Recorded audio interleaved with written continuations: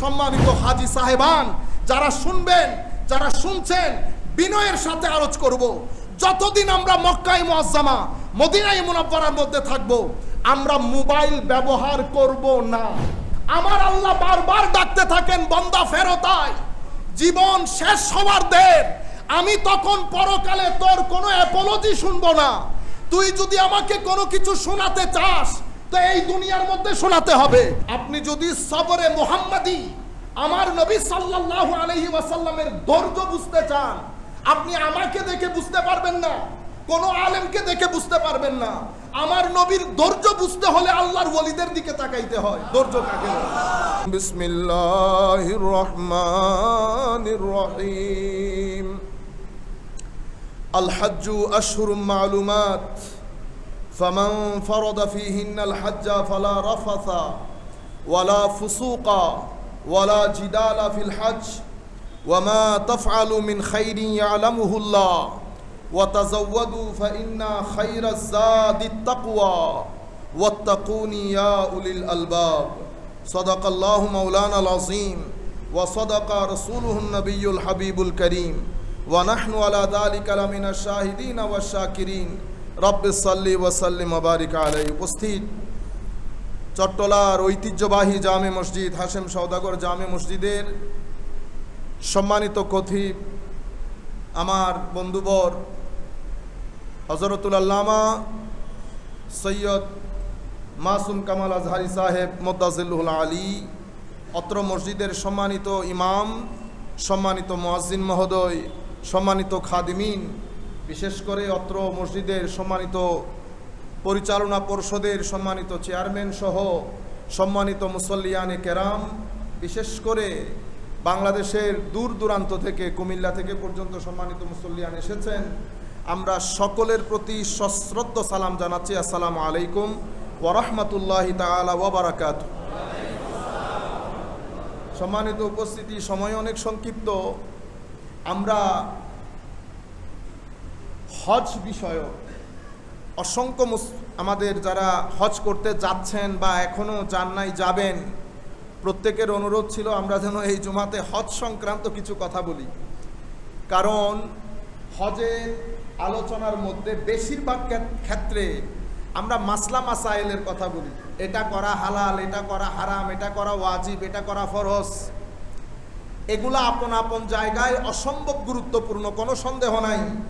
কারণ আমি যদি হজের ফরজ ওয়াজিব না জানি তাহলে তো আমার হজ হবে না। ফরজ ওয়াজিব যেমন হজের জন্য গুরুত্বপূর্ণ, ঠিক সেইভাবে হজের রুহানিয়ত বুঝাও গুরুত্বপূর্ণ। কারণ হজ হযরত ইব্রাহিম আলাইহিস সালামকে ঘিরে, তো আমরা মাকামে ইব্রাহিমের মধ্যে নামাজ আদায় করি, ঠিক না? হযরতে দাতা গঞ্জে বখশ আলী হুজবেরি কাশফুল মাহজুব, উনি হুজুর গৌসুল আজম আব্দুল কাদের জিলানী রাদিয়াল্লাহু তাআলা আনহু দুনিয়াতে আসার প্রায় ১৫০০ বছর আগের লোক, প্রথম যুগের আল্লাহর ওলি যাদেরকে ধরা হয়। উনি আবার ইমাম কুশাইরি রাদিয়াল্লাহু তাআলা আনহু, ইনারা প্রথম যুগের আল্লাহর ওলিদের মধ্যে ওনাদের নাম আসে। ওনার ছাত্র হুজুর, তাইলে গৌসুল আজম, হুজুর গৌসুল আজমের ২০০ বছর আগে, মানে আপনারা বুঝতে পারতেছেন হুজুর গৌসুল আজম ৫০০ থেকে ৬০০ হিজরির মাঝখানের লোক। হুজুর ইমাম গাজালি হুজুর গৌসুল আজমের থেকে প্রায় ২০ বছরের বড়। সৈয়দি সানাদি হুজ্জাতুল ইসলাম ইমাম গাজালি রহমতুল্লাহ আলাইহি ৫০০-৬০০ হিজরির মাঝখানের লোক। ইনারা হচ্ছেন আবার ৩০০ থেকে ৪০০ হিজরির মাঝখানের লোক। আপনি যদি আবার জুনাইদ বুগদাদি, মারুফ কারখি, দাউদ আত-তাই, সাহাল তুস্তারি, হাবিব আল আজমি, ওনাদের দিকে যান তো ওনারা হচ্ছেন ১৫০ থেকে ২৫০ হিজরির মাঝখানের লোক। কারণ আপনি যদি বলেন পীর মুরিদি দুনিয়াতে আজকে আসছে, তাহলে বলতে হবে ইন্না লিল্লাহি ওয়া ইন্না ইলাইহি রাজিউন। আপনারা বুঝতে পেরেছেন? তাহলে এটা বাংলাদেশ, ইন্ডিয়া, পাকিস্তানের বিষয় না। আমি আপনাকে ১৫০ থেকে ২৫০ হিজরির মাঝখান যখন বলতেছি, তো এখানে কারো কারো পীর তাবেও তাবেঈনদের সাথে লাগানো, কারো কারো পীর তাবেও তাবেঈনদের সাথে লাগানো, কারো কারো পীর কেউ কেউ এখানের মধ্যে তাবেও তাবেঈনদের সময়কালের লোক। তাহলে প্রথম যুগ থেকে ধারাবাহিকভাবে সনদের সাথে সুফিয়ায়ে কেরাম বিশ্বব্যাপী খেদমত করেছেন।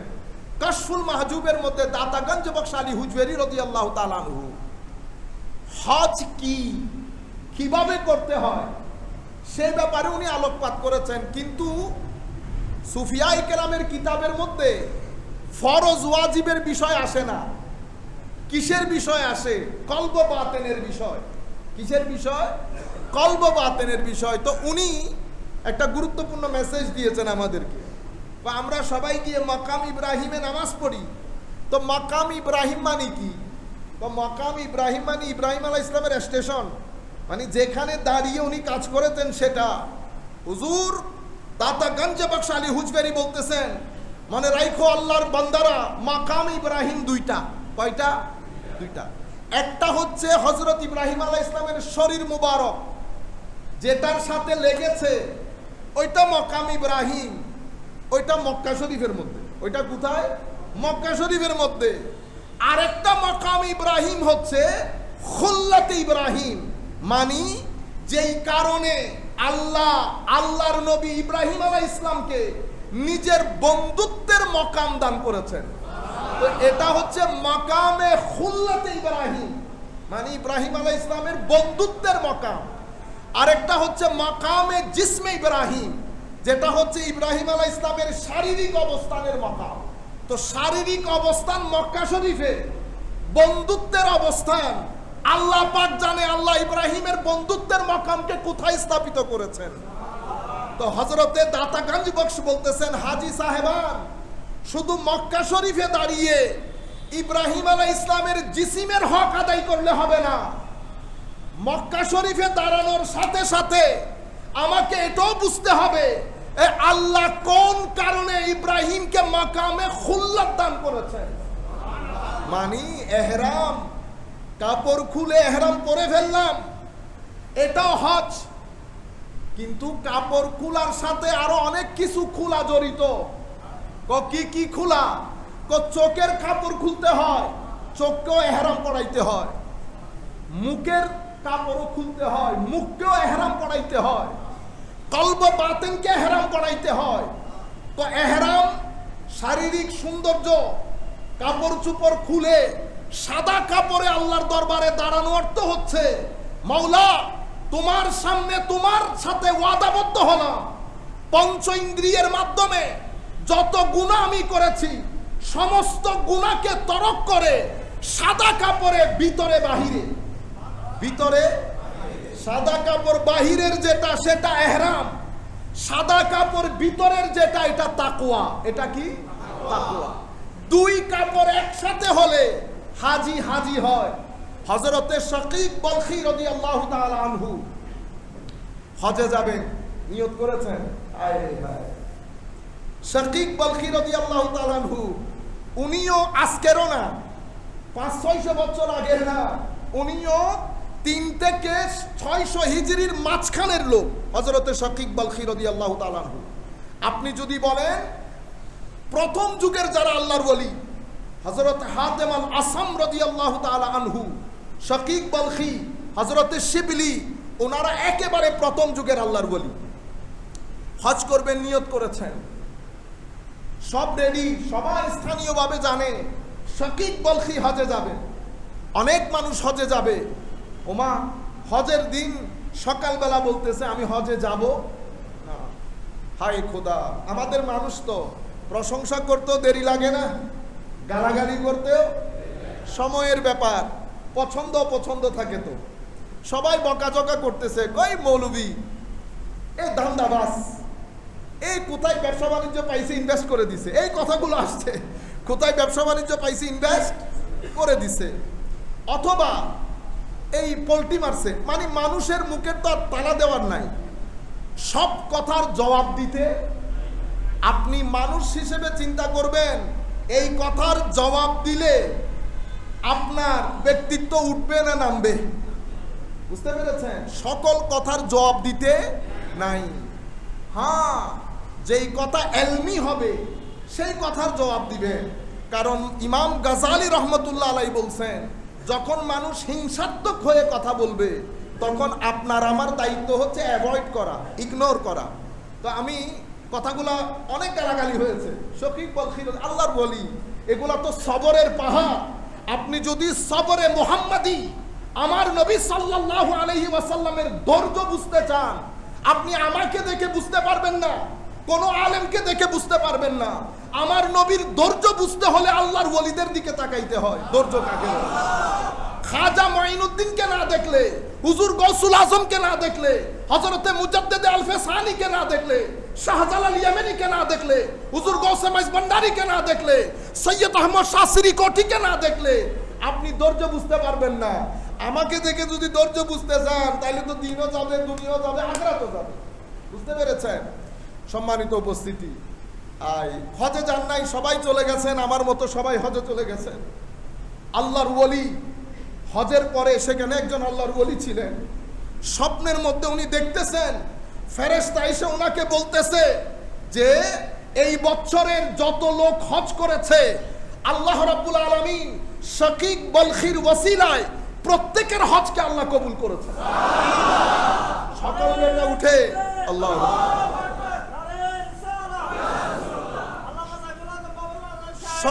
সকালে উঠে আল্লাহর ওলি খুঁজতেছে শকিক বলখিকে, কোন না বলে বুধই চুপে চুপে এসেছে। এদিক সেদিক খুঁজে, তখন তার লাখ মানুষ হজে যেত না, এই বাড়ির লোক এই বাড়ির লোককে চিনত। তখন উনি মোটামুটি কনফার্ম হয়ে গেছেন শকিক বলখি হজে আসেন নাই। এলাকার মধ্যে ফিরে এসে উনি শকিক বলখির দরজায় গেলেন, হুজুর আমি কিন্তু স্বপ্নে দেখেছি ওলি ওলি চিনে, ওলি আহলে মারিফত যারা, মওলাই করিম যাদেরকে মাকাম দান করেছেন, যারা আল্লাহ রাব্বুল আলামিনের সুহবতের ইশারায় দিন অতিবাহিত করে, ওনারা একজন আরেকজনকে বুঝতে পারে, একজন আরেকজনকে হায় হায় কথা হলে, চোকাচুকি হলে এই চুকো ভিজে যায়, ওই চোখও ভিজে যায়, কিন্তু কোনো কথা নাই। হুজুর ঘটনা যেটা ঘটার ঘটেছে, আমিও গতকাল আমিও হজের মধ্যে স্বপ্ন দেখেছি, হুজুর আপনার হজের ওসিলাই নাকি আমাদের সকলের হজ কবুল করেছেন আল্লাহ, কিন্তু আমি কনফার্ম আপনি হজে যান নাই শারীরিকভাবে। হুজুর ঘটনা কি আমাকে বলেন, রুহে হজ বুঝার জন্য আপনাদেরকে বলতেছি এই কথা। অতঃপর বলতেছে বেটা আমি হজে যাইতাম, টাকা পয়সা ছিল, আমি হজের আগের দিন দেখলাম এক মহিলা, একটা জায়গার মধ্যে এক মহিলা মৃত জানোয়ারের মাংস কেটে বাসায় নিয়ে যাচ্ছে।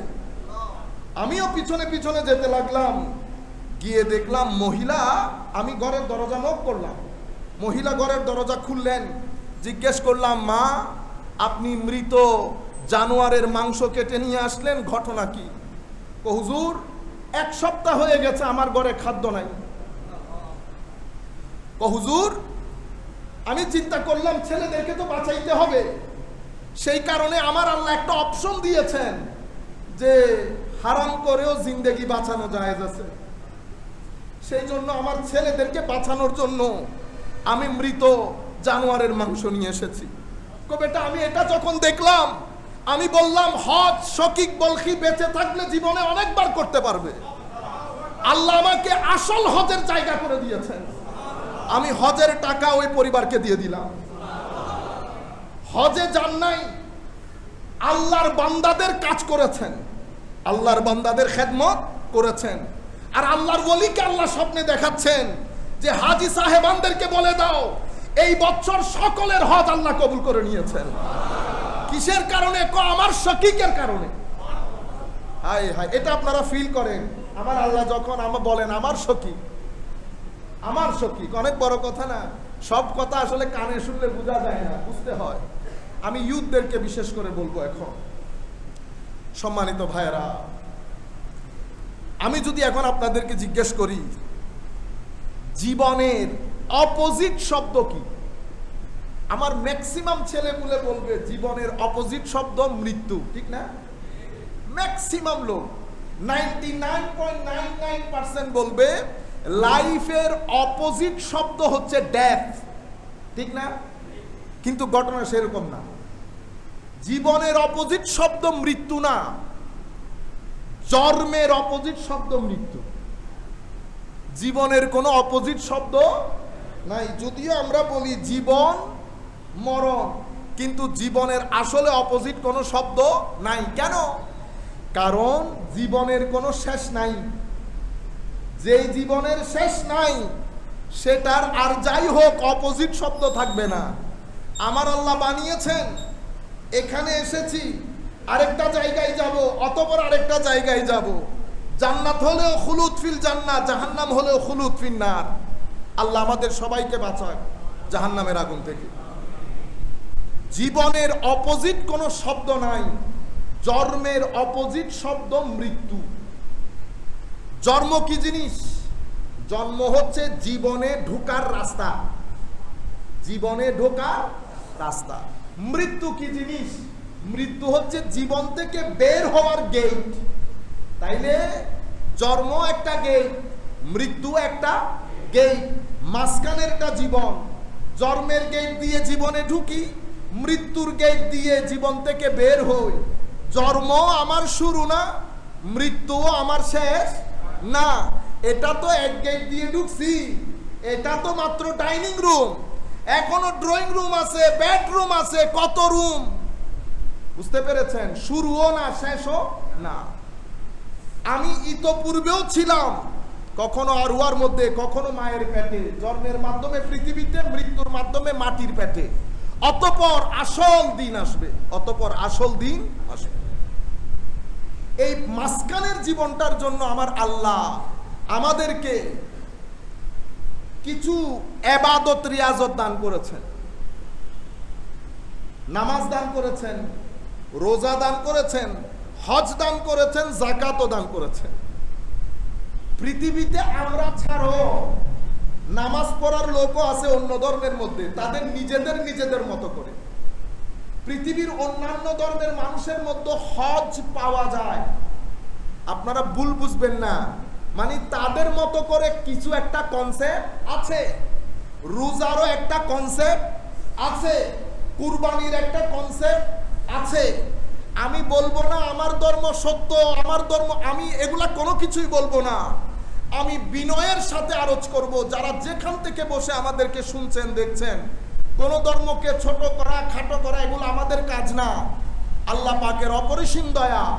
সিলেট থেকে গত পরশু আমাদের কাছে মদন মোহন কলেজে অধ্যাপক পদার্থবিজ্ঞানের আমার হিন্দু ভাই মেসেজ করেছেন যে হুজুর আপনার কিছু বক্তব্য আমার অসম্ভব ভালো লাগে। তাহলে বুঝতে পারতেছি যে আমাদের বক্তব্যগুলো সবাই শুনতেছে। সেই কারণে কাউকে আঘাত করা, এটা আমি মুখে বলতেছি সেরকম না, আমি অন্তঃকরণে বলতেছি, আমার আল্লাহ সাক্ষী। কাউকে আঘাত করা আমাদের উদ্দেশ্য না। আমি শুধু আপনাদেরকে বলবো, পৃথিবীর অন্যান্য ধর্মের মধ্যেও রোজা পাওয়া যায়, আমাদের এখানেও রোজা আছে। আপনি ইসলামের রোজাটাও গবেষণা করেন, অন্যান্য ধর্মের রোজাও গবেষণা করেন, সিদ্ধান্ত আপনার হাতে। আল্লাহ সবাইকে বিবেক দান করেছে। এসি রুমের এসিও আমরা বুঝতে পারি, গরমের রুমও আমরা বুঝতে পারি। ওই ইন্দ্রিয় আল্লাহ আমাদেরকে দান করেছেন। হজ আমাদের কনসেপ্টে যেমন হজ, পৃথিবীর অন্যান্য ধর্ম যারা ধর্ম বিশ্বাস করে না তাদের মধ্যে হজের কনসেপ্ট আছে। হজ কি জিনিস আমি রূপকভাবে আপনাদেরকে বলতেছি। রাষ্ট্র যখন বড় হয়ে গেছে, রাষ্ট্র বড় হয়ে যায়, রাষ্ট্রের মধ্যে প্রেসিডেন্ট থাকে, প্রেসিডেন্টের প্রেসিডেন্ট হাউস থাকে, প্রেসিডেন্টের প্রতি আপনার যে আনুগত্য সেটার জন্য ভোটিং থাকে, এমনি মারেন ঠিক না? এবং প্রেসিডেন্টের সাথে আপনার আনুগত্যের প্রকাশ লাগে। আমার আল্লাহর মুলক, আমার আল্লাহ বলছেন লাহু মুলকুস সামাওয়াতি ওয়াল আরদ, বিশ্ব ব্রহ্মাণ্ড এটা আল্লাহর রাজত্বের, আল্লাহর রাজত্বের। তো আল্লাহর রাজত্বের মধ্যেও আল্লাহর একটা হেডকোয়ার্টার আছে, আল্লাহর একটা হেডকোয়ার্টার আছে। হেডকোয়ার্টার কোথায়? উম্মুল কুরাতে। উম্মুল কুরা মানে পুরা বিশ্ব ব্রহ্মাণ্ডের পৃথিবীর মার্কাজকে বলে উম্মুল কুরা। মাকে মা কেন বলে? মাকে মা বলে কারণ মা আমার কেন্দ্র, মা আমার শিকড়, মা আমার ঠিকানা। সেই কারণে আরবির মধ্যে মাকে উম্মুন বলে। কি বলে? উম্মুন। তো এখানে বলা হচ্ছে উম্মুল কুরা। উম্মুল কুরা মানি আমরা অনুবাদ করার সময় করি আদি জনপদ। আসলে হচ্ছে পুরা পৃথিবীর যেই জনপদ, যেই শুকনো জায়গা সেটা জন্মগ্রহণ করেছে, সেই শুকনো জায়গার মধ্যে প্রথম যেই জায়গাটা পানি থেকে শুকিয়ে জমিনের রূপ ধারণ করেছে সেটা উম্মুল কুরা, মক্কায়ে মুআজ্জামা। সেই কারণে পুরা পৃথিবীর মা ধরা হয় কাকে? ওই মক্কায়ে Muazzama, centre of the world, পৃথিবীর সেন্টার। তো আমার আল্লাহ সেইখানে একটা ঘর বানিয়েছে। ঘর বানানো মানে আমার আল্লাহ ওই ঘরে থাকেন সেটা না, এটা হচ্ছে রূপকভাবে পৃথিবীতে একটা সেন্টার বানিয়েছে। আপনাকে বলছে এখন যিনি আমাদের এখানকার যিনি প্রেসিডেন্ট, উদাহরণ দিচ্ছি বোঝানোর জন্য, এটার সাথে এটার কোনো মিল নাই। প্রেসিডেন্টের যেমন সেনাবাহিনী থাকে, আমার আল্লাহ বলছেন এই জগতের রাজত্ব যেহেতু আল্লাহর হাতে, আল্লাহরও কিন্তু সেনাবাহিনী আছে, আল্লাহরও সেনাবাহিনী। ওয়ালিল্লাহি জুনুদুস সামাওয়াতি ওয়াল আরদ, আসমান জমিনের সৈন্যবাহিনী সব আল্লাহর হাতে, সব আল্লাহর কর্তৃত্বে। এখন প্রেসিডেন্ট যিনি থাকেন ওনার নিজস্ব একটা আমরা বলি বাইতুল মাল। বাইতুল মাল মানে বাংলাদেশ ব্যাংক, যেখানে বাংলাদেশের সম্পদ, সরকারি সম্পদ কি থাকে? গচ্ছিত থাকে। আমার আল্লাহ যেহেতু পৃথিবীর রাজত্বের মধ্যে, বিশ্ব ব্রহ্মাণ্ডের রাজত্বের মধ্যে, আল্লাহ আপনার কোনো খজিনা মজিনা আসেনি? আছে। ওয়ালিল্লাহি খাজাইনুস সামাওয়াতি ওয়াল আরদ। তুমি জমিনের খজিনার কথা বলতেছো, আসমান জমিনের খজিনা সব আমার আল্লাহর কর্তৃত্বে। জুনুদুস সামাওয়াতি ওয়ালিল্লাহি খাজাইনুস সামাওয়াতি লাহু মুলকুস সামাওয়াতি ওয়াল আরদ। এভাবে আমার আল্লাহর রাজত্বের হেডকোয়ার্টার বানানো হয়েছে উম্মুল কুরা। আমরা ভোটের মাধ্যমে আনুগত্যের প্রকাশ করি। আমার আল্লাহ বলতেছেন তুমি যদি মনে করো আনুগত্যের কথা, তো তোমার টাকা পয়সা থাকলে এখানে সেন্টারে আসবা। সেন্টারে এসে কি করতে হবে? এখন আমরা তো আগে বায়াত গ্রহণ করতাম হাতে হাতে, আল্লাহর ওলিরও বায়াত গ্রহণ করি হাতে হাতে। এখন মাওলা এখানে আনুগত্য প্রকাশ কেমনে করব? এখানে আমার তার হাত নাই, আমার আল্লাহর শারীরিক কোনো অবয়ব নাই। কেউ যদি মনে করে আল্লাহর শারীরিক অবয়ব আছে, তো দিন থেকে খারিজ হয়ে যাবে, দিন থেকে খারিজ হয়ে যাবে। এটা আপনারা মাথায় রাখবেন, জিনিসগুলো অনেক সেনসিটিভ। আউলিয়ায়ে মিল্লাত, উলামায়ে উম্মত আমাদেরকে যে আকীদা দিয়ে গেছেন সেটার বাইরে আমরা যাব না। সম্মানিত উপস্থিতি, এখন মাওলা তাইলে হাত কোথায় রাখবো? আমার ঘরের সাথে জান্নাত থেকে স্পেশাল একটা পাথর বানিয়েছি যার নাম হাজরে আসওয়াদ। আমার নবী হাদিসের মধ্যে ইরশাদ করছেন হাজরে আসওয়াদ ইয়ামিনুল্লাহ, হাজরে আসওয়াদ আল্লাহর ডান হস্তের মতো। আমরা কি করি? যখন উমরা শুরু করি, আগে হাজরে আসওয়াদের মধ্যে মুখ দিতে না পারলে দূর থেকে হাত দিয়ে ইশারা করি যে আমি আপনার পরিপূর্ণ আনুগত্য প্রকাশ করছি। এটা আমি আপনাদেরকে মেটাফরিক্যালি বললাম। এখন আনুগত্য প্রকাশ করলাম। হজ থেকে ফেরার পর সেই আনুগত্যের কথা আমাদের মাথায় থাকে না, আমরা মোস্টলি বিদ্রোহীতে পরিণত হই। সম্মানিত উপস্থিতি, যেখান থেকে আমি কথাগুলো শুরু করতে চাচ্ছিলাম, সম্মানিত হাজী সাহেবান যারা হজে যাচ্ছেন অথবা হজে অলরেডি চলে গেছেন, দেখেন প্রথম বিষয় যেটা আপনারা মাথায় রাখবেন সেটা হচ্ছে আমি আল্লাহর মেহমান। আমি আল্লাহ, এটা তো আমরা শুনি কিন্তু জিনিসটা ফিল করেন। আপনি আল্লাহর মেহমান হওয়ার জন্য, আমি আল্লাহর মেহমান হওয়ার জন্য প্রথম যেই বিষয় আমার জিম্মাদারি সেটা হচ্ছে নিজেকে তৈরি করা। নিজেকে তৈরি করা। আমি আল্লাহর মেহমান হওয়ার যোগ্য কিনা সেটা নিজের দিকে খেয়াল করে আল্লাহর মেহমানদারি গ্রহণ করার জন্য নিজেকে ভিতর বাহিরে তৈরি করা। আমার আল্লাহ বলছেন ওয়াতাজাওয়াদু, হজে আসার জন্য খাবার দাবার, কাপড় চোপড় অনেক কিছু আমাদের প্রয়োজন হয়, কিন্তু আমার আল্লাহ বলছেন ওয়াতাজাওয়াদু ফাইন্না খায়রাজ যাত, যেই সম্পদ তোমরা নিয়ে হজে আসতেছো সেই সম্পদের সবচেয়ে উত্তম সম্পদ হচ্ছে তাকওয়া। কি জিনিস? তাকওয়া। তাকওয়া কাকে বলে আমার ভাইয়েরা? উলামায়ে কেরাম যার যার মতো করে ব্যাখ্যা করেন, আপনারাও জানেন। তাকওয়া মানে আল্লাহর ভীতি। কিন্তু আমি ইয়ুথকে বোঝানোর জন্য একটু ডিফারেন্টলি কথাটা বলি। এই পৃথিবীতে মওলাই করিম ভালো জিনিস যেমন সৃষ্টি করেছেন, আমার আল্লাহ মন্দ জিনিসও সৃষ্টি করেছেন। কারণ এটা পরীক্ষার জায়গা। এখানে মন্দ না থাকলে পরীক্ষা হবে না, শুধু ভালো দিয়ে পরীক্ষা হয় না। ভালো সৃষ্টি করেছেন, মন্দ সৃষ্টি করেছেন। এটা টিভি, এখানে নাচ চলছে। এটাও টিভি, এখানে নাটক চলছে। এখন সিদ্ধান্ত আমার, আমি নাটক দেখবো না নাচ দেখবো। নাচ দেখলে কি লাভ, নাটক দেখলে কি ক্ষতি? কিছু লাভ প্রথমে বোঝা যায় না, আস্তে আস্তে বোঝা যায়। কিছু ক্ষতি একদিনে, এক সপ্তাহে, এক বছরে বোঝা যায় না। এটা অনেক সময় 10-15 বছর লাগে। আল্লাহর দুনিয়ার মধ্যে ভালো এবং মন্দ, আপনি যখন ভালো জিনিস দেখবেন, ভালো জিনিস বলবেন, ভালো জিনিস শুনবেন, হালাল জিনিস দেবেন, এই পৃথিবীকে আল্লাহ ফুল অফ এনার্জি বানিয়েছেন। কি বানিয়েছেন? এনার্জি। এটা তো আপনারা জানার কথা। পুরা পৃথিবী একটা শক্তির উপর। আমরাও এনার্জেটিক বিং। এনার্জি না থাকলে এই 5 ফিট 7 ইঞ্চির মানুষ সেকেন্ডের মধ্যে ঘুরে পড়ে যাচ্ছে। কি শেষ হয়ে গেছে? এনার্জি শেষ হয়ে গেছে। আমাদেরকে এখানে এনার্জি গ্রহণ করতে হয়। এনার্জি 2 ধরনের। একটা পেটে খাদ্য দিয়ে ভিটামিন, প্রোটিন, ক্যালোরির মাধ্যমে শরীরের জন্য ভিটামিন অর্জন করে এনার্জি অর্জন করা। আরেকটা হচ্ছে পঞ্চ ইন্দ্রিয়ের মাধ্যমে আল্লাহ প্রদত্ত ভালো জিনিসগুলো এনজয় করে কলব বাতেনের মধ্যে নূরের এনার্জি নেওয়া। আমার জন্য ভিটামিন যেমন দরকার, আমার কলব বাতেনের মধ্যে নূরের এনার্জিও দরকার। শুধু ভিটামিন দিয়ে আপনি পৃথিবীতে সার্ভাইভ করতে পারবেন না। পৃথিবীকে আপনি দুশ্চিন্তা, হতাশা, ডিপ্রেশন এগুলা থেকে পৃথিবীকে রক্ষা করতে পারবেন না। আমাদের জন্য 2 এনার্জি দরকার। আমি চাই বাংলাদেশের প্রতিটা ইউথের হৃদয়ের মধ্যে আমার এই আওয়াজগুলা। হয়তো আমি থাকবো না আর কিছুদিন, মওলাই করিম যখন চাইবেন জমিন থেকে আমরা উঠে যাব, কিন্তু আমি চাই কথাগুলো আপনাদের হৃদয়ের মণিকোঠায় আমি যেন দিয়ে যেতে পারি।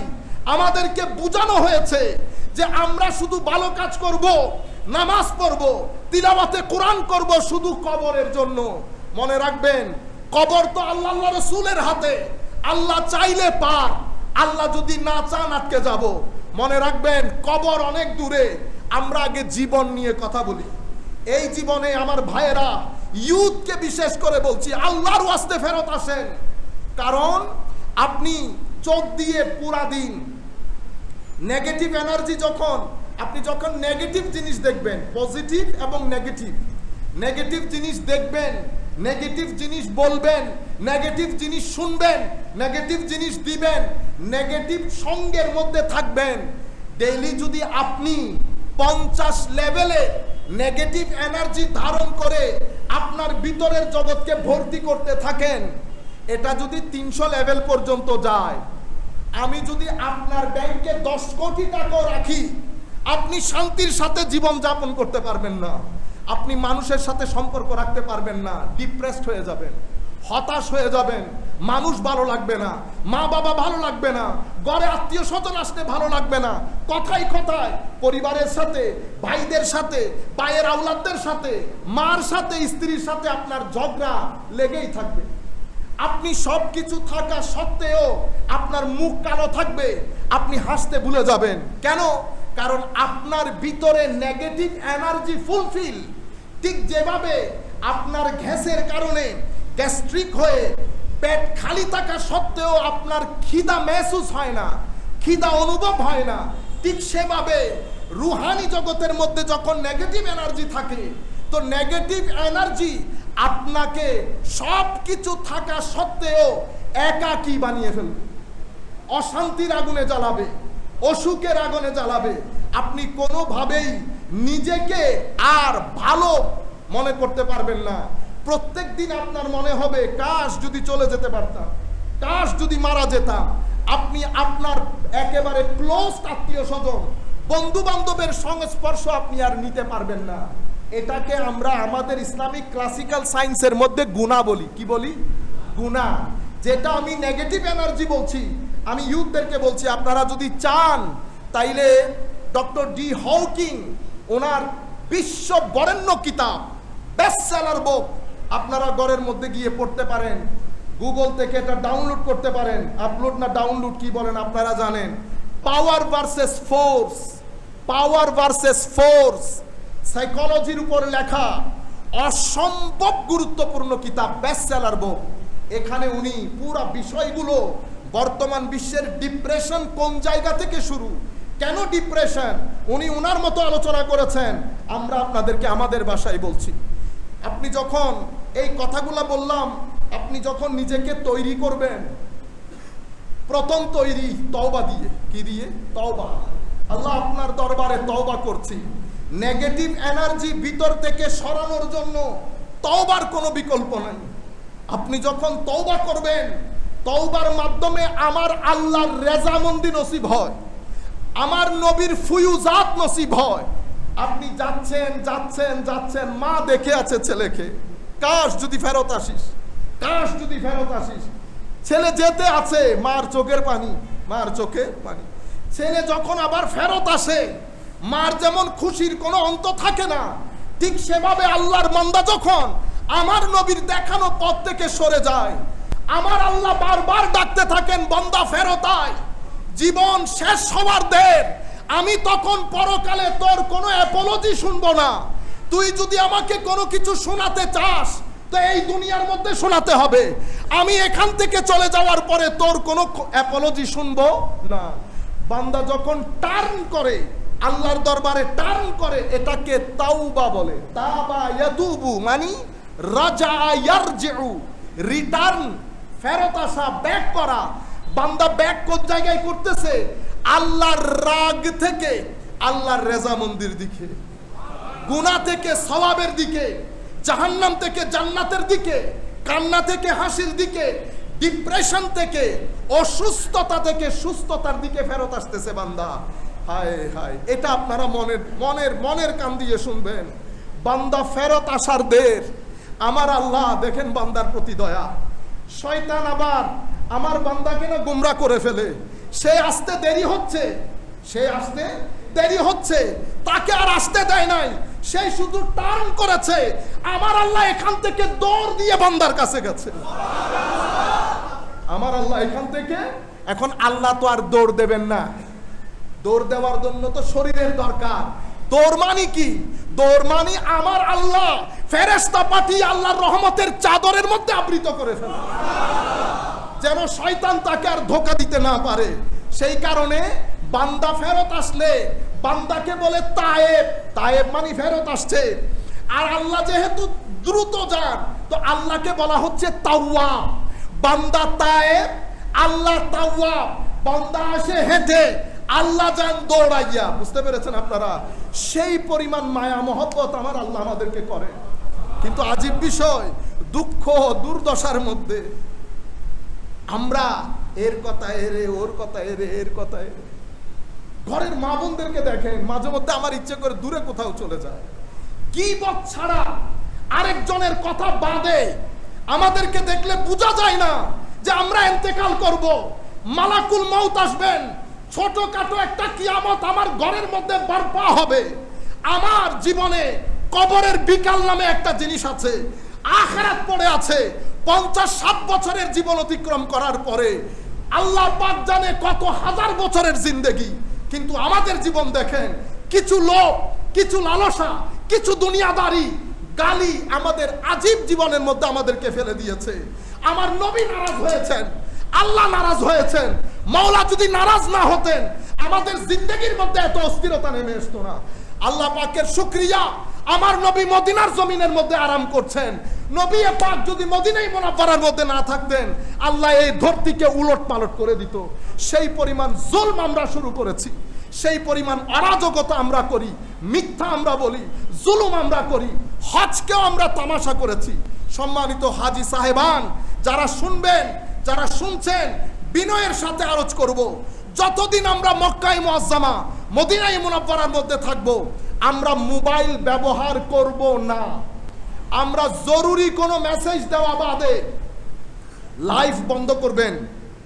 আপনার হজটাকে এই ফিতনার ডিভাইস দিয়ে নষ্ট করবেন না। আমি বিনয়ের সাথে, আমি জানি অসংখ্য মানুষ আপনারা শুনবেন, আপনারা এই ডিভাইসটাকে খতম করবেন।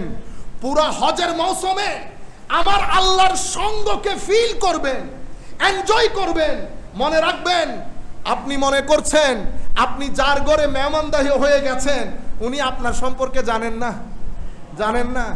সুতরাং এহতেরাম, সম্মান, কথা কম বলা, বললে আস্তে আস্তে বলা, বেশি হাসি তামাশা না করা, খাওয়া দাওয়ার জন্য ফিতনা ফাসাদ, জোরে চিল্লানি না দেওয়া। আমার আল্লাহ বলছেন হজ করবা, হজ করলে ফালা রাফাস ওয়ালা ফুসুক ওয়ালা জিদাল, অশ্লীল কাজ, মন্দ কাজ, গালাগালি, মারামারি, এই সমস্ত গর্হিত কাজ থেকে নিজেকে দূরে রাখো যদি হজ করতে চাও। আমিও হাজি সাহেবানদের বলবো, নিজেকে তৈরি করেন। মক্কা শরীফের চতুর্পার্শ্বে যখন ঘুরবেন তার আগে তো এহরাম পরবো, ঠিক না? সাদা কাপড় যখন জড়াবেন তখন আল্লাহর দরবারে বিনয়ের সাথে তওবা করেন, আল্লাহ কাপড় যেমন খুলে ফেললাম, মাওলা তুমি নারাজ হও এমন প্রত্যেক কাজ থেকে আমাকে দূরে রাখার তৌফিক দান করো মাওলা তুমি। আমি যেন সেই সমস্ত কাজে আর ফেরত না যায়। আপনি যখন এহরাম করবেন তো জাহেরি ভাবে এহরাম হবে, বাতেনি ভাবে এহরাম হবে। একটা জাহেরি এহরাম আর একটা বাতেনি এহরাম। এরপরে আল্লাহর দরবারে তওবা করেন। এরপরে আমরা যখন তোয়াফ করব, আমার ভাইয়েরা তোয়াফের মধ্যে আরবি দোয়া পড়তে পড়তে পড়তে পড়তে জিহ্বা শুকাই ফেলে। আমরাও পড়ি, সমানে সবাই পড়তে থাকে। দোয়া পড়বেন, দোয়াতে সওয়াব আছে, কোনো সন্দেহ নাই। কিন্তু আপনি 7 তওয়াফ কখন করে ফেলছেন বুঝতেও তো পারেন নাই। আপনি যখন ওই জায়গায় দাঁড়াবেন, আপনি আল্লাহর দরবারে শুকরিয়া আদায় করেন। আল্লাহ তোর দরবারে শুকরিয়ার কোনো শেষ নাই। তুই এমন জায়গায় পা রাখার তৌফিক দান করেছিস মাওলা, যেই জায়গার মধ্যে আমার নবী কদম রেখেছে, যেই জায়গার মধ্যে আদম সফিউল্লাহ কদম রেখেছে, ইব্রাহিম খলিলুল্লাহ রেখেছে, মুসা কালিমুল্লাহ রেখেছে, ঈসা রূহুল্লাহ রেখেছে, ইসমাইল জবিহুল্লাহ রেখেছে। এত আজিম নবী যেই হিত্তার মধ্যে কদম রেখেছে, আমার মতো নাপাক, নাফরমান, নালায়েক, গুনাহগারের কদমকে তুই এই জায়গায় রাখতে তৌফিক দান করেছিস। আল্লাহ তোর দরবারে শুকরিয়ার কোনো শেষ নাই। সাথে সাথে আমার নবীর দরবারে দরুদ সালাম পড়েন, ইয়া আল্লাহ নবীর দরবারে দরুদ, যেই নবীর ওসিলায় আমি এই কাজ পেয়েছি। আইলে ফিল করেন, এনজয় করেন, ওই আগের সময়ের মধ্যে হারিয়ে যান। মনে করবেন আপনি আগে আমার নবী সাহাবায়ে কেরামকে নিয়ে তাওয়াফ করছে, হযরত আদম তাওয়াফ করছে, ইব্রাহিম তাওয়াফ করছে। যখন আপনি ওই তাওয়াফের, ওই ঋতু, ওই মৌসুম, ওই সময়ের মধ্যে হারিয়ে যাবেন, দেখবেন 7 তাওয়াফের মজা কেমন লাগে। তখন আপনি কি আল্লাহকে বলতে হবে আল্লাহ ক্ষমা করে দেন? ও যে আল্লাহ রহমতের সাথে মহব্বত করে আপনাকে কাবার মধ্যে নিয়ে এসেছে, আপনি আমার ঘরের মেহমান, আপনি চাইলেও খাওয়া দেব, না চাইলেও। আরে আমরা আমাদের মেহমানদেরকে জোর করে খাওয়াই, জোর করে খাওয়াই। আর আল্লাহ তো আল্লাহ, আল্লাহ তো আল্লাহ। আমার আল্লাহ তো সেই সত্তা যিনি এক ইব্রাহিম, এক বলখির হজের কারণে পুরা সকলের হজ কবুল করেছে। তো সেই আল্লাহ আপনি চাইলেও ক্ষমা করবেন, আপনি না চাইলেও ক্ষমা করবেন। আমি আপনাদেরকে দোয়া পড়তে নিষেধ করতেছি না। আপনারা আবার এগুলা, আমাদের এই বক্তব্যগুলো আপনারা কোনো কাটফাট করবেন না। আপনারা বুঝতে পেরেছেন বেটা? কেউ কাটফাট করবেন না। আমি আপনাদেরকে যেটা বুঝাতে চাচ্ছি, দোয়া পড়বেন, দরুদ শরীফ পড়বেন, ক্ষমা চাইবেন, সাথে এই জিনিসটাও তো করেন। আপনি পায়ে হাঁটতেছেন, শরীর দিয়ে তাওয়াফ করতেছেন, আপনার কল্প বাতেনকে একটু জিজ্ঞেস করেন, সে তো তাওয়াফ করতে চায়, সেও তাওয়াফ করতে চায়। এশকের সমুদ্রে ডুব দিয়ে যাবেন, কারণ হজ আমার আল্লাহর এশকের এক আজীব নমুনা। কোথায় আদম আলাইহিস সালাম নেমেছেন, আদম হাওয়ার মধ্যে পরিচয় হয়েছে, দেখা হয়েছে, পৃথিবী আবাদ হচ্ছে। আদম হাওয়ার ওই মহব্বত আমার আল্লাহর এত ভালো লেগেছে, আজকে আমরা আরাফার মধ্যে কোনো কিন্তু ইবাদত না, বসে থাকতেছি। কিন্তু আপনি শুধু বসে থাকলে হবে, আপনি ওই জায়গার মধ্যে গুম হয়ে যান। আদম হাওয়া ইব্রাহিম খলিলুল্লাহ, আমার নবী সাহাবায়ে কেরামদেরকে নিয়ে বসে আছেন, ওইটা মাথার মধ্যে আনেন, দেখবেন উকুফে আরাফার টেস্ট অনেক ধরনের হবে। মুজদালিফাও সেরকম। মিনার মধ্যে যখন যাব, ইব্রাহিম খলিলুল্লাহ, ইসমাইল জবিহুল্লাহ, আল্লাহর এশকের এক আজীব নমুনা, যেটা হযরতে ইব্রাহিম দেখিয়েছেন, নিজের ছেলেকে কুরবানি করে দিচ্ছেন, নিজের ছেলেকে কুরবানি করে দিচ্ছেন। এই বিষয়গুলো আমরা যখন নিজেদের ভিতরে আনবো, তখন হজ আরেক ধরনের হবে। তখন হজকে বলা হয় রুহানি তরবিয়তের এক আজীব জিনিস। সম্মানিত উপস্থিতি, অতঃপর আমরা কুরবানি করছি। কিসের কুরবানি? আমার অহংকারের কুরবানি, আমার হিংসার কুরবানি, বিদ্বেষের কুরবানি। কুরবানির মাধ্যমে গরুর রক্ত যখন যায়, আমার আল্লাহ বলছেন, বান্দা আমার গরুরও দরকার নাই, গোশতেরও দরকার নাই, রক্তেরও দরকার নাই। তো মাওলা হুকুম দিলেন যে আমি তো গোশত তো তোমরা করবা, ওয়ালাকিন ইয়ানালুহু আত-তাকওয়া, আমার কাছে যেটা পৌঁছে সেটা তাকওয়া। আমি আপনাদেরকে বলতে চাচ্ছি, নেগেটিভ এনার্জি, পজিটিভ এনার্জি, ভালো জিনিসের সাথে নিজেকে কানেক্ট করেন। চোখ বুঝতে পারবে আপনি কার সাথে কানেক্টেড, কান বুঝতে পারবে কার সাথে কানেক্টেড, জবান বুঝতে পারবে কার সাথে কানেক্টেড। আপনি যখন ভালো জিনিসের সাথে কানেক্টেড হবেন, এই ভালো জিনিস আপনার ভিতরে যেই এনার্জি, যেই নূর দান করবে, সেটাকে তাকওয়া বলে। সেটাকে কি বলে? তাকওয়া। এই তাকওয়া, এই নূর, এই এনার্জি আপনার ভিতরে একটা হায়া দান করে। হায়াটা এমন, আপনি ইচ্ছে করলেও খারাপ কাজ করতে পারবেন না। তখন আপনি একটা গুনার কাজ করেছেন, আপনি আর যাই নামাজে দাঁড়াইতে পারবেন না, খালি ঘুরতেছে, কিরে ভাই নামাজ পড়বেন না? হুজুর সকালবেলা এমন একটা কাজ করলাম, আমার আল্লাহ কি মনে করেছেন আল্লাহ, আমার ভয় করতেছে, হায়া করতেছে, আমার আল্লাহ নিকোন আবার মুখ ফিরিয়ে নেয়। এগুলা ফিলিংসের বিষয়, আপনার কাছে হাস্যকর, কারণ আপনি আর আমার কাছে তো নামাইতুয়ান বলে আল্লাহু আকবার, সুবহানা রাব্বিল আযীম, সামি আল্লাহু লিমান হামিদা। আমার নামাজের সাথে ভিতর নাই, আমার নামাজের সাথে ভিতর নাই, কারণ আমি নামাজ আদায় করেছি, কায়েম করি নাই। কেউ আছে নামাজকে কায়েম করে, যখন নামাজ ভিতরে কায়েম হয়, প্রথম যেই জিনিস আল্লাহ তাকে দান করেন সেটা হায়া। যার হায়া যত বেশি, তার ঈমানও তত বেশি। আমি ইউথদেরকে বলবো, তাহলে আপনারা যদি পজিটিভ এনার্জি আর্ন করতে না পারেন, আমি এখন বলে যাচ্ছি, আজকে 31 তারিখ, আপনি বাসায় গিয়ে তারিখ সহ আমার নাম সহ লিখে রাখবেন। নেগেটিভ এনার্জি যত আর্ন করবেন, আপনার পারিবারিক জীবন তত দুর্দশা এবং হতাশার হবে। আমাদের বাপদাদাদের জীবনে দেখেছেন এই জিনিসগুলা ছিল না, কারণ তারা পজিটিভ এনার্জির যুগ, পজিটিভ এনার্জির যুগও ছিল তখন। আমাদেরকে সেটা কষ্ট করে আর্ন করতে হবে। আমি চাই আপনারা একটু জেগে উঠেন, মোবাইলের মধ্যে সময় কম দেন। সময় সুযোগ যদি পান, তো ছেলেদেরকে মক্কায়ে মুআজ্জামা মদিনায়ে মুনাওয়ারার মধ্যে নিয়ে যাবেন। কেন? কারণ এগুলা হচ্ছে সোর্স অফ এনার্জি। মদিনায়ে মুনাওয়ারা সোর্স অফ এনার্জি। এক আমাদের ইংল্যান্ডের মধ্যে মুসলমান বিয়ে করেছে হিন্দুকে। এখন সে আমাকে বলতেছে, হুজুর,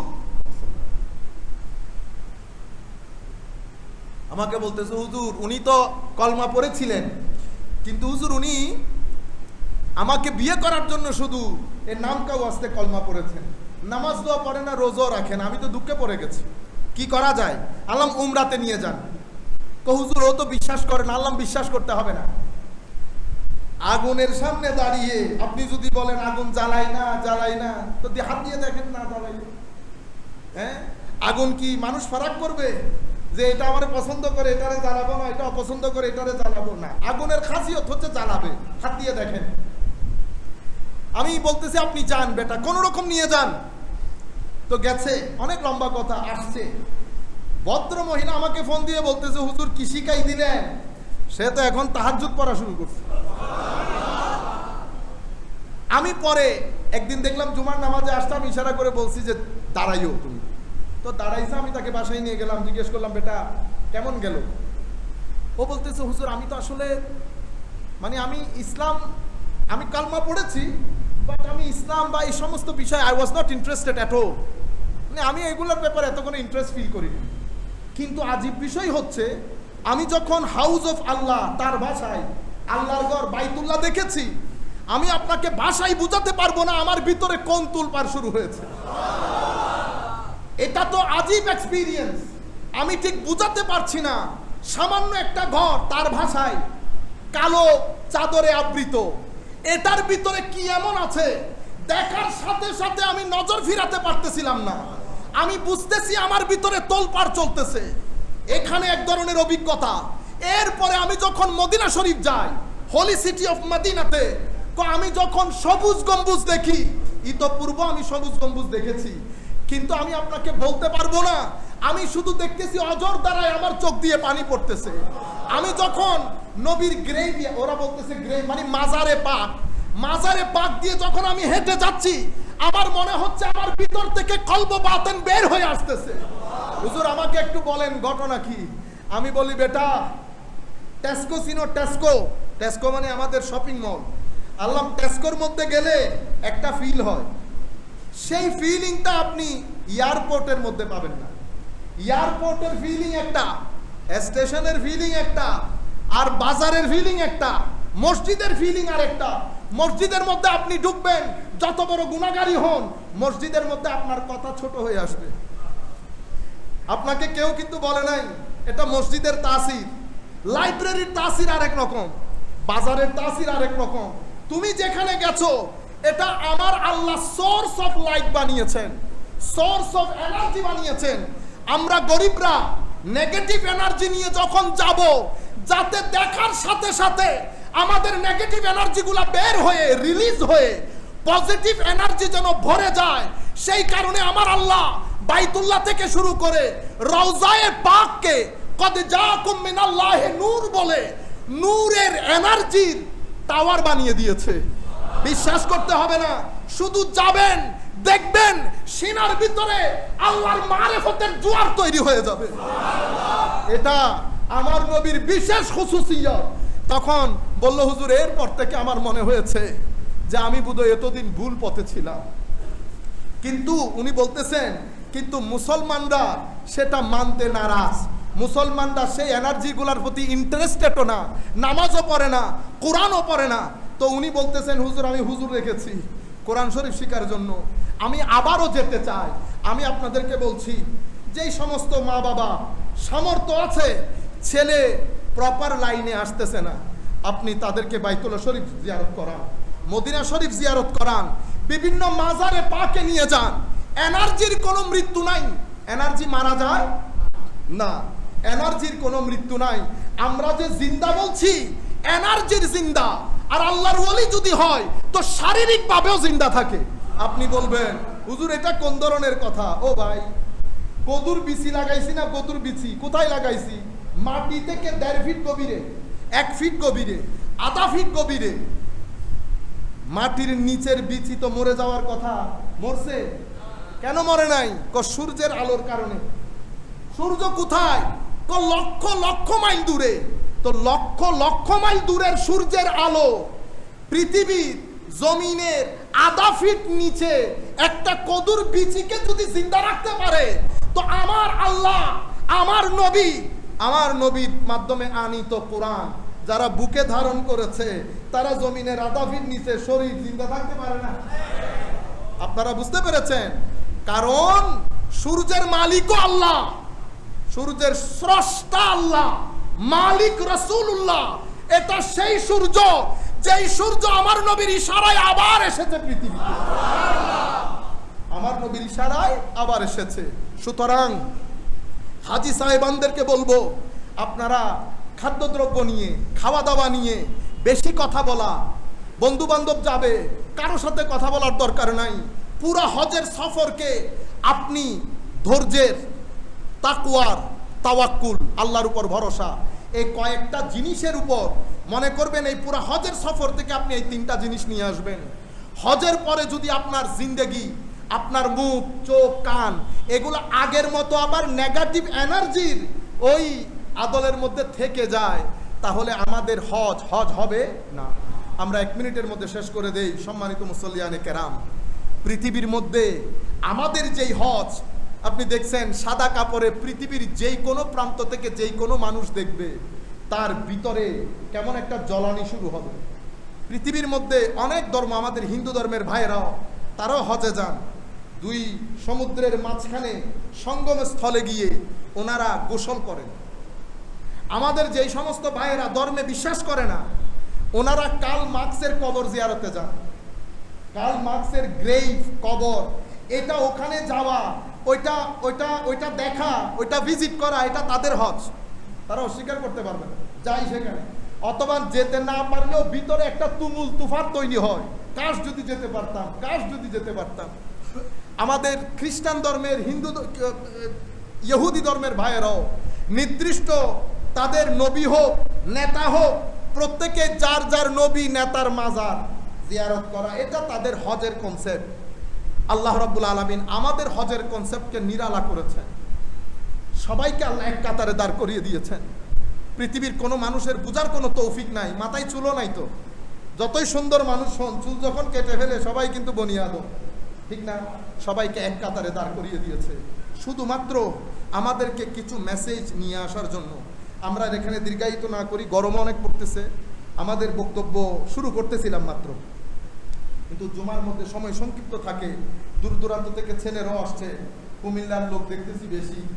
আল্লাহ রাব্বুল আলামিন সবার হামে ও নাসের হোক। মওলাই করিম আমাদেরকে কবুল করুন। আমরা চাচ্ছিলাম এই জুমাটা আমরা আমাদের মসজিদে পড়ি, কিন্তু আমাদের মুরব্বী উনি আমার অত্যন্ত শ্রদ্ধার, ওনার কথা না করতে বড় কষ্ট হয়। আবার ওনারা মন তারকান্ন করছেন মহব্বতের কারণে। কিউর কারণে? মহব্বত ওনারার মাথার থনা আর কেন আইনি, হ্যাঁ ইয়ে নোয়াই ভান এলেন বিদারা কেউরে পরোয়ানো করি, এলেন বিদারা কেউরে পরোয়ানো করি। আর সাসা তো সাসা এলে আরো বহুত দোয়া করছুন আল্লাহ যেন ব্যানিয়াজ বানায়, এবং আর প্রত্যেক করে যেন আল্লাহ মহব্বতের বন্ধন অমৃত আবদ্ধ করে। ওনারা একজন আরেকজনের টালাটালি করিবেন। মসজিদ ইয়েন শান্তির জায়গা, যেন শান্তির জায়গা তাহে অনতে ভালো লাগিলে আইবেন, আর তো যদি ভালো না লাগাই নয়সুম কিল্লা হইতারণ নি। এটা যারা ইয়াংস্টার্স ইউথ আছে, আমরা যদি মসজিদের মধ্যে ঠেলাঠেলি উচ্চ আওয়াজে কথা বলি, তো তারা ফ্রাস্ট্রেটেড হয়ে যাবে। শেষ আরামের জায়গা মসজিদের মতো আসতে পারবে। আর আমাদের যে সমস্ত ভাইয়েরা আমিন জোরে বলা, আসতে বলা, হাত তোলা, নামা, এগুলারে আসল ধর্ম মনে করেন, তাদেরকেও বলবো বাইরে আপনারটা আপনি তুলেন, হাত তুলতে তুলতে হাত একেবারে খুলে ফেলেন শরীর থেকে, কোনো অসুবিধা নাই, কিন্তু অন্য কাউকে ডিস্টার্ব করিয়েন না। অন্য কাউকে ডিস্টার্ব করবেন না, আপনারটা আপনি করে চলে যান।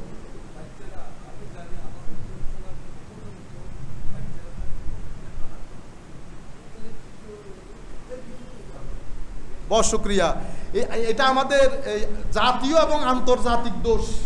সেটা কি? ইংল্যান্ডের মধ্যে সেই আমার চাচা এখন যে কথাটা বলতেছেন, इंग्लैंडের মধ্যে আমাদের মসজিদে কিছু পাকিস্তানি ভাইয়েরা আছে না, হ্যাঁ, ए बच्चों को पीछे लेके जाओ, ए बच्चे पीछे पीछे, यार पीछे, ओ बच्चे पीछे, आप कौन है? को बच्चों को मस्जिद में लेके आता है, बच्चों को मस्जिद में, तो बच्चों को मस्जिद में लेके नहीं, सिनेमा में लेके जाना। ओ यार अल्लाह का खौफ करो। বাচ্চাদেরকে মসজিদে নিয়ে আসবেন, বাচ্চাদেরকে ঘরের মধ্যে মসজিদের আদব শিখাবেন। মসজিদের মধ্যে আওয়াজ বেশি, ছোট বাচ্চা না, বাচ্চাদেরকে মসজিদে আনলে এখন থেকে যদি তরবিয়তটা না পায়, তো ভবিষ্যতে মসজিদে আসতে চাইবে না। আর হচ্ছে মসজিদে আসার কারণে শারীরিক লাভও আছে, মানসিক লাভও আছে।